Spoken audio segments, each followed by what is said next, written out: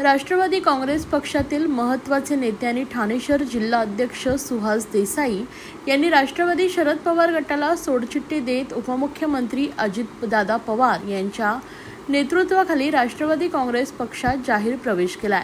हा प्रवेश पक्षासाठी आणि ठाणे जिल्ह्यातील राजकारणासाठी एक महत्त्वाचा टप्पा मानला जात आहे। सुहास देसाई हे ठाणे जिल्ह्यातील एक प्रस्थापित आणि अनुभवी नेते असून अनेक वर्षांपासून स्थानिक पातळीवर सामाजिक व राजकीय कार्य करत आहे।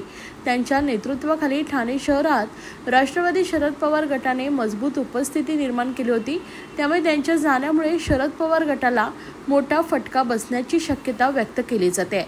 आमदार जितेंद्र आव्हाड यांचे खंदे समर्थक अशी सुहास देसाई यांची ओळख होती।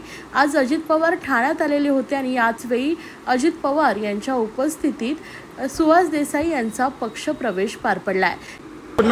वाटचाल माझी आयुष्यभर चालूच आहे, ह्याच्या पुढेही चालू राहील।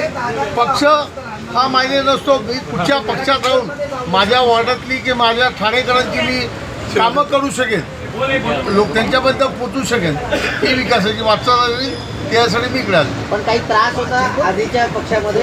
अरे सुहास देसाई को कोण त्रास देगा यार, क्या बात करता है, कौन त्रास देगा, दे सकता है क्या? दादा के आदमी को कौन किसके मजाल है? यांचाच होता सुहास, कधी माझ्यापेक्षा वेगळा होता, तो डे वन पासून आमचाच होता। तर असं म्हणावं का त्यांनी सोडचिठ्ठी दिलेली आहे शरद पक्षाला? तो हृदयाने आमच्या सोबतच होता सध्या,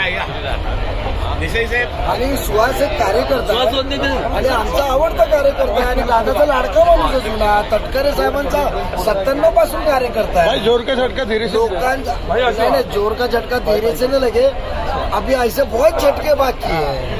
तर असं म्हणावं का पक्ष प्रवेश होणार पासून आवडसर बसतील, नजीक मुलाला आतमध्ये टाका, परत झटका लागेल, परत एक मुंबरात झटका लागणार, कळवायचा एक आहे।